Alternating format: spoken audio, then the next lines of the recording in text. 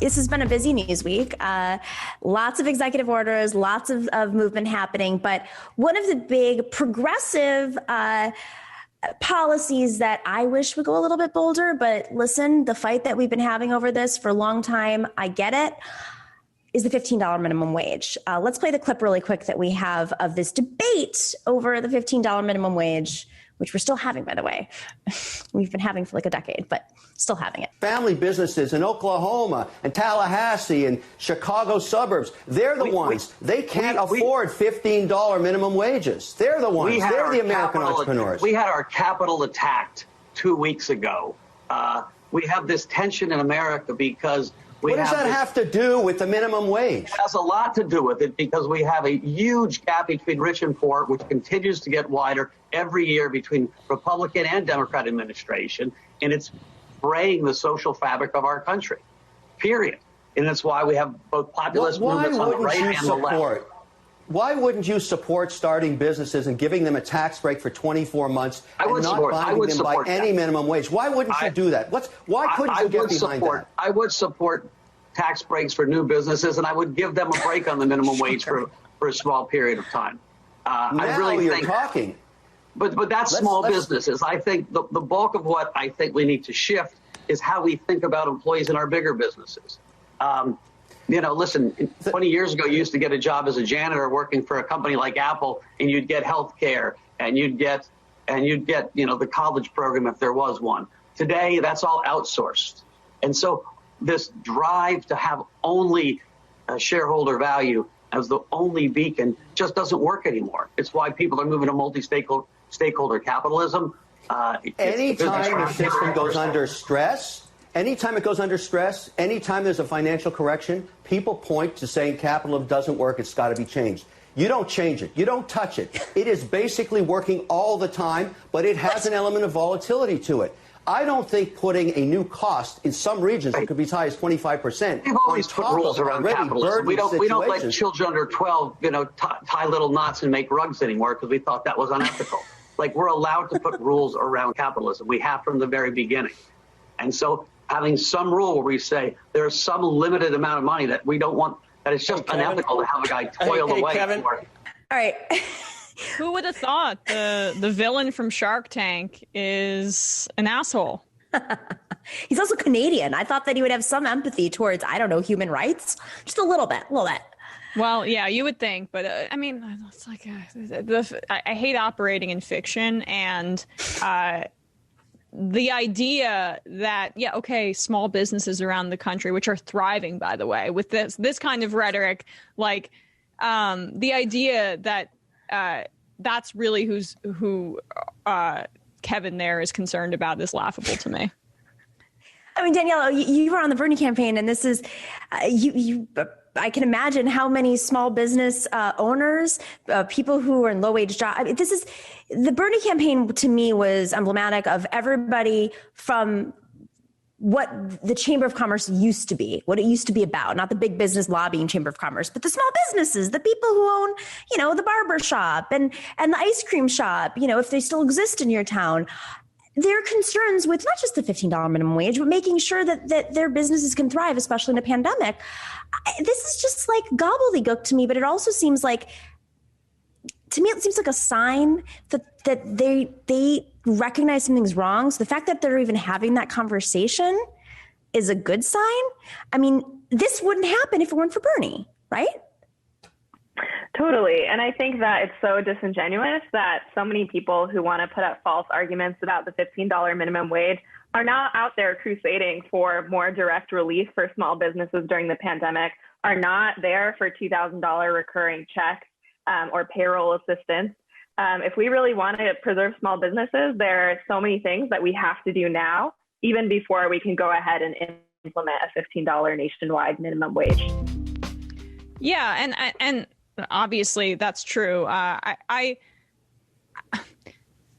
The people who would be most affected by a $15 minimum wage increase is not the mom and pop shop down the road, which this kind of thinking has already forced out. It's, of course, these multinational corporations, which are by far the greatest employers in the country and around the world. And at a local restaurant, say the price of a steak or a pasta dish goes up $1, goes up 10 cents.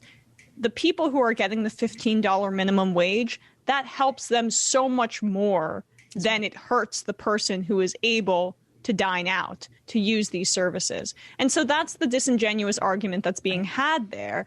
And yet, you know, there's never a discussion about how productivity has increased so exponentially and the wage has remained flat for decades and decades. It's the amount of productivity by American workers is dwarfing the money that they are receiving. And so part of that is why multinational corporations have been able to create this stronghold in our country where they're able to create a system of essentially indentured servitude. So people are forced to take those low wages. It's this circular system that is never examined on those financial channels. I watched a good amount of that in the pandemic, and it makes you want to rip your hair out. It's a cult in many ways. I mean, it is. It's not just that capitalism is a cult. Wall Street's a cult, and these, we should be watching CNBC, and we should be watching Fox Business because it's the more extreme version of CNBC. I mean, at least they had the guy on who was like, we used to regulate. I mean, kids don't sit there at 3 years old. Man. Fox Business is where like Fox it kicks its craziest people. I mean, Lou Dobbs and Stuart Varney are absolutely nuts. So I think also these. Sorry, I was just going to say. I think also a lot of these folks live in denial that the $15 minimum wage has been already implemented in localities and places across the country, like in San Francisco. Here, a couple of years ago, I was working as an Instacart shopper and probably one of the few people making the $15 minimum wage already at Instacart, which is now facing its own union crackdown. Unbelievable! So, that's such a hot button issue right now. Yeah. Right. Like the world didn't explode in San Francisco. Consumer goods did not double in price. Right. And honestly, since the movement for $15 minimum wage has been going on for such a long time, it's really worth questioning whether that really is a livable wage nationwide right now. You know, I ran for office a couple of years ago for public advocate, and we had a couple of issues that we were running on, and one was specifically, and we got so much pushback. And I had some consultants who were like, I don't know if you want to do that. And I said, no, I don't care if we lost. I don't care if we continue to lose. I don't care if people don't donate to us. I don't care if we get death threats. What we did over this was a $30 minimum wage, and it was New York City, right? So if New York City had kept up with inflation, in New York specifically, and this does not tie in the cost of living, does not tie in rent, if we had just kept the wages up with inflation, the minimum wage 2 years ago would have been $33. That's just for inflation. Now, the media pushback I got was, of course, small businesses. Friends of mine said, that's really too much, Nomi. It's too much. We can't afford it. And I said, well, first off, it was for businesses with over 75 employees, which is a big deal because you've got Google, we still have Amazon warehouses, and so many other businesses across New York City. The tech sector, of course. I'm not saying that the tech sector pays their workers $15 an hour, but they have many workers who work there overnight, cleaning staff, we don't even understand fully. We always think tech and these big businesses is just the high wage workers and don't understand how much of those buildings and those businesses are kept up by the support staff, the folks who come in and serve the food, who deliver the products, who keep the businesses clean, the tech support for the tech people.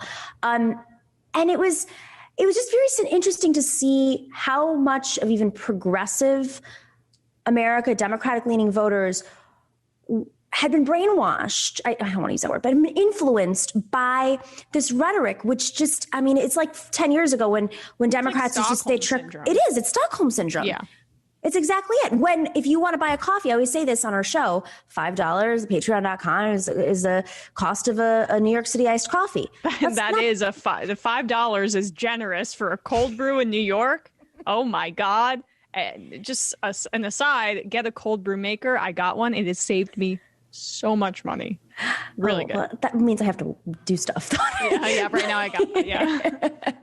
But that $5, it was actually, we did a visual of this where it was like 3/4 of the coffee was actually the cost of rent. It wasn't the cost of labor. It was the cost of rent. Thanks for watching and listening to The Nomiki Show. But remember to click like and subscribe on YouTube, and please share on social media. If you're not already a patron, please join us for as low as $5 a month on patreon.com/The Nomiki Show for early and special content.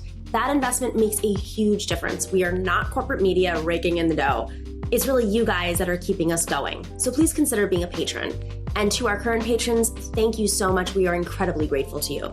We also now have swag. So check us out on thenomikishow.com to get your mugs, your totes, and your stickers.